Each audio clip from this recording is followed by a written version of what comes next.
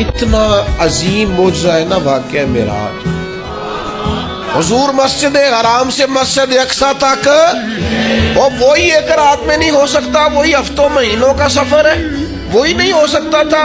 مسجد حرام سے مسجد اقصی جایا آئے نہیں جا سکتا, لیلاً رات کے تھوڑے حصے میں. حضور نے فرمایا میں گیا بھی ہوں آیا بھی ہوں.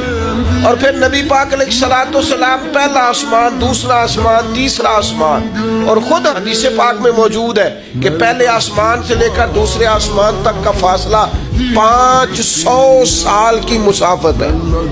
پھر اتنا ہی دوسرا, پھر اتنا ہی تیسرا, پھر اتنا ہی چوتھا, اور پھر اس کے اوپر سدرۃ المنتہا.